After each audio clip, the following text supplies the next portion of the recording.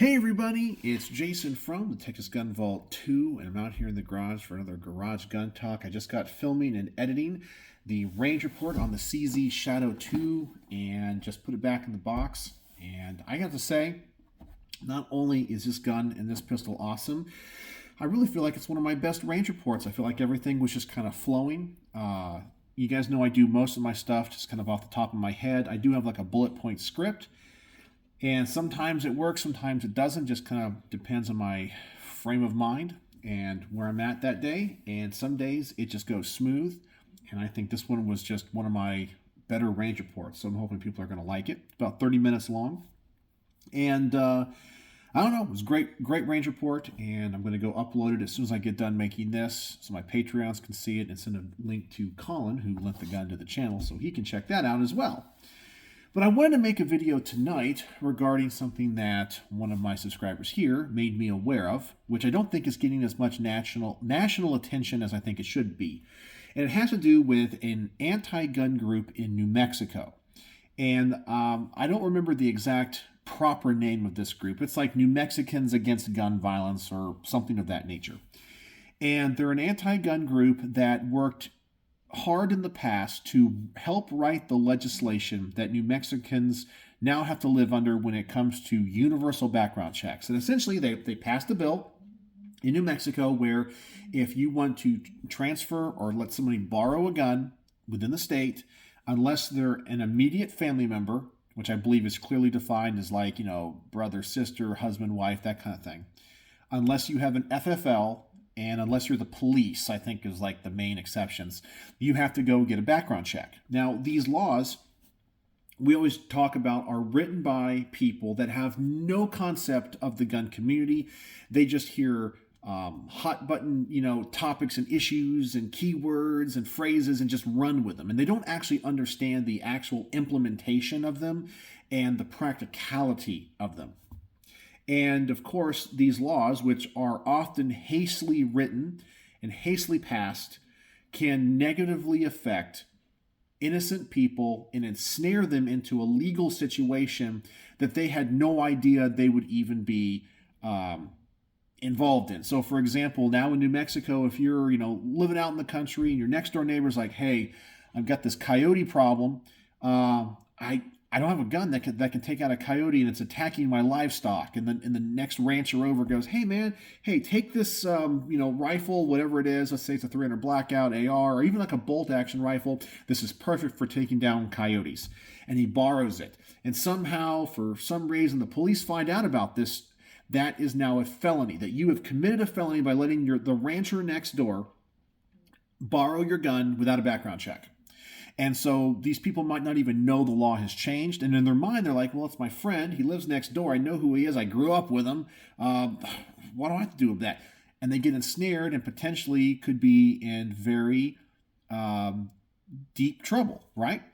Well, this group, New Mexicans Against Gun Violence, or whatever they're called, I guess now participates in the state by helping organize what they call gun buybacks. And of course, we know they're not really gun buybacks because you can't buy back something that was never yours to begin with.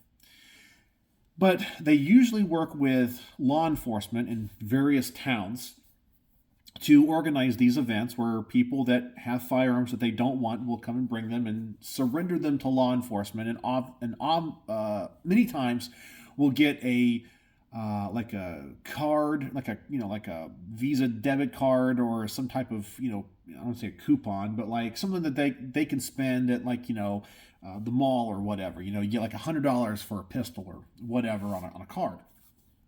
So that's their compensation for it. And this group, I guess, had set one up in a town called, I believe it was Farmington, New Mexico. And for whatever reason, the police and the sheriff and all that, they backed out of the event. Okay, so they said, "No, we're not going to do this." And I'm not really sure what the situation was surrounding that, whether they changed their mind on whether they thought that was a good idea or it was bad PR or they just had something else going on that day. I have no idea. But they backed out on this event. And of course, they're the exception when it comes to this law, in that you can surrender and transfer a firearm to a law enforcement agency. Well, when the law enforcement agency backed out, this group went ahead and already knew the names of people that had contacted them regarding this gun buyback, knew who was going to surrender guns, and then went door to these people to have them surrender the guns to them. Now, as far as we can tell, New Mexicans Against Gun Violence do not hold an FFL. They're not immediate family members of these people, and they're not law enforcement. Therefore, when people surrendered their firearms to this group and received a, like a Visa debit card in return, which essentially this group is buying guns from citizens, and the citizens are transferring the guns to these people without a background check, they're breaking the law. And the defense in this group, they're saying, well, we destroyed the guns on property. I guess they had a truck or something, they had a saw, and they were chopping these guns and these receivers up. And if you're not aware, according to federal law, that just because you chop a receiver up does not mean it's no longer a firearm. It has to be done specifically in accordance with ATF regulations. And typically that means the receiver has to be chopped at an angle in two different places, thus making the receiver three separate entities, okay, or three separate parts, which cannot be easily put back together. So just taking a gun and chopping the barrel off does not get rid of the receiver, and therefore it's still a firearm.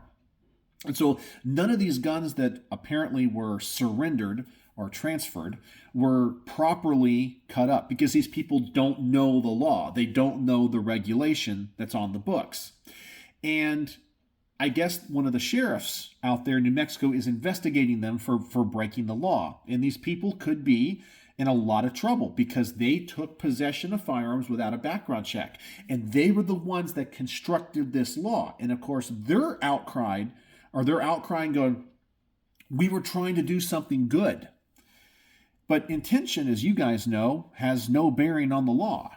As they say, ignorance is no excuse for breaking the law. Well, good intention is no excuse for breaking the law. We see this all the time in places like in New York, where somebody could be in distress, could be under attack, and if you defend them with a firearm, the state might come after you, even though your intention was to save an innocent life. Well, you used a firearm, they're going to investigate you, you're going to be put in jail. It doesn't matter to these anti-gunners. They just want to see you go to jail.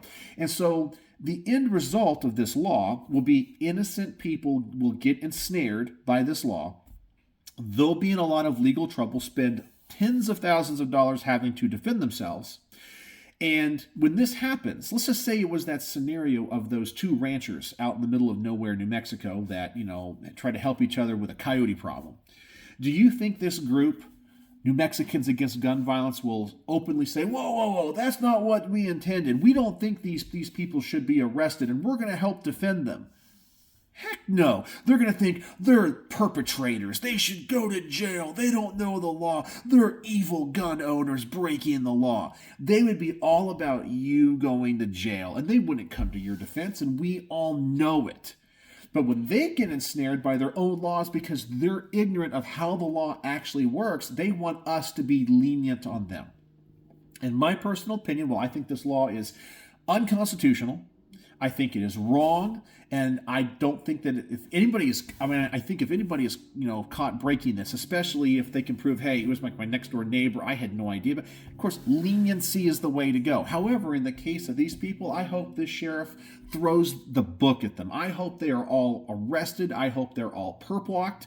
I hope they get, what is the maximum penalty? Like 10 years in jail. I want to see these do-gooders go to jail for 10 years because through their own ignorance, they're ensnaring innocent people. So when they get caught and ensnared by this, they get what they deserve, and they deserve to get it good and hard. And I hope a judge and a sheriff that arrests them, and when they're crying, going, oh my God, I didn't mean to do this, don't destroy my life. I hope they can look at them and go, you wrote the law.